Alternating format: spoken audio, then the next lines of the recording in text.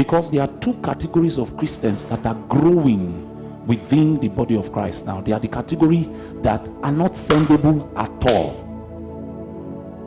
They think that Christianity is about getting something from God to satisfy lusts and cravings that are building within their heart. They can't be sent. Because if you've been here for the 3 teachings that we have done, the primary qualification for you to be sendable is you to come to a place where you totally surrender your will. If you have not totally surrendered your will, you cannot be sent. So God might have an errand, urgent errand, that he needs somebody in the earth to run. But when he looks within our enclave, looks within our denominations, he can't find men who he can send. So majority of the Christians are unsendable. Because the minute you send a man whose will is not crucified, he will use God's opportunity to advance his own agenda. He will use the gifts and the graces of God to satisfy his lusts. That's why right now in the Christian space, you have things like celebrity preachers. You have things like celebrity musicians, gospel musicians. In fact, they don't want to be called gospel ministers anymore. They prefer to be called gospel artists. They are artists. They want to be treated like celebrities because they have received a gift, a grace, an opportunity from God, and because their will has not been crucified, that opportunity has become a platform to satisfy their raging carnal lusts. So a lot of immature people, because one of the signs that you are still a babe, that you have refused to mature, is that your will is unsurrendered. A babe wants what he wants. He can cry. Have you seen babies crying? They can cry for something that you, who is an adult, knows that this thing can kill the child. But his appetite is raging. He's a child. He must satisfy his lust at all costs. So we have the immature in the pews. We have the immature in the pulpits. How do you explain to me? A brother of mine in one of the African countries was telling us about a prophet. And this prophet told his own biological sister, same father, same mother, that the only way he can cure her of demonic oppression is that she will have sex with him. He called it a purification ritual. His own biological sister, that he has grown so much in the prophetic, his private part has become the instrument for deliverance. And as if the madness is not enough, he is even bold enough to tell his own biological sister.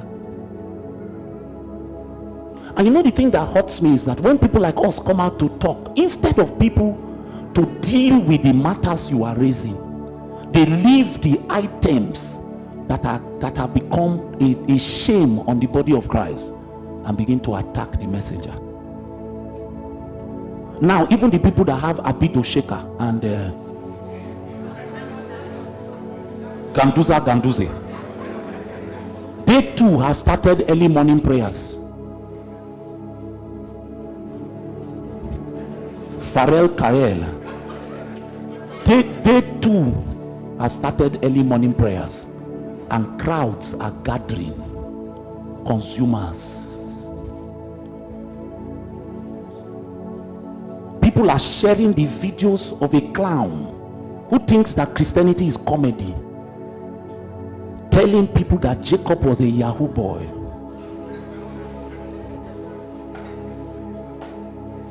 Now, because he did it, and instead of somebody to stand up and say this is an abomination, Christianity has been reduced to comedy.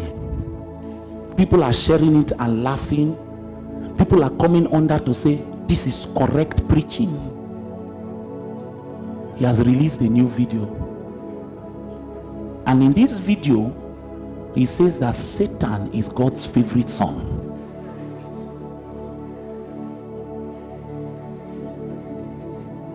That so if Babalawos should not be ashamed, that if Satan is God's favorite son, that they too are the sons of God.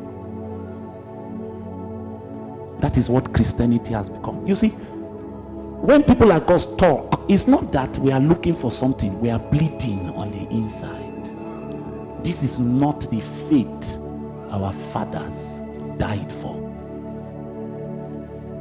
And you see, I'm showing you the root cause. The root cause is that we have raised a church that the people who sit in our denominations week in, week out cannot be sent. Their will is not yet crucified. They are men on a mission to use God as an excuse to satisfy their lust. So everything around church space began to evolve around meeting the basic needs of the Christian. So the Christian wants to eat, the Christian needs a car, the Christian needs a breakthrough, the Christian needs a house. And the church designed it in such a way, whether deliberately or unintentionally, designed it in such a way that everything about Christians and Christianity began to revolve around consumerism. We just want to consume. The Christian is looking for a God that he can use to build a house, looking for a God he can use to marry, looking for a God she can use to build her business. So the Christian has not been raised to go to God at salvation. Immediately he has experienced salvation, he's not taught to go back to God and say, now that I am saved, what do you want to do with my life? What happens in church is we are taught that now that I am saved, it's now an opportunity for me to get something from God. I could not get it from God because I was an unbeliever. But now that I'm a believer, is an opportunity to deal with my hunger, deal with my poverty, deal with my lack of shoes, deal with my this and that. So even though there are a lot of saved people around the Christian space, God still cries from the heavens, whom shall I send? So we filled our churches with a lot of Christians, but they are not sendable men. They are not men that have been trained in the ways of God, that they are willing to go for God. Because when you read Isaiah chapter 6 and you see what Isaiah penned down in his prophecy regarding what it is that he heard from the lips of God, the first matter was, whom shall I send? The second matter is, who will go for us? Because it is possible that you have come to a place where you are sendable, but you are sendable yet you are unwilling to go. Are you here? The second category of people that you begin to find within the body of Christ are the ones who somehow they have come to a point where they are actually sendable, but they are unwilling to go. If you look at their lives, they have some semblance of crucified people. But when the cost of surrendering all to go for the Lord now becomes obvious to them, they are unwilling to pay the price. While the requirement for you to be sendable is to crucify your will, the requirement for you to go is to become a creature of sacrifice. If you don't know the way of sacrifice, you can't do the Lord's errand, because the Lord's errand is costly. It's costly. Costly. And you see, I can teach these things that I teach because I don't know why. In my journey with the Lord has used my life as an experiment. In this final block of this teaching, I want you to be honest with yourself.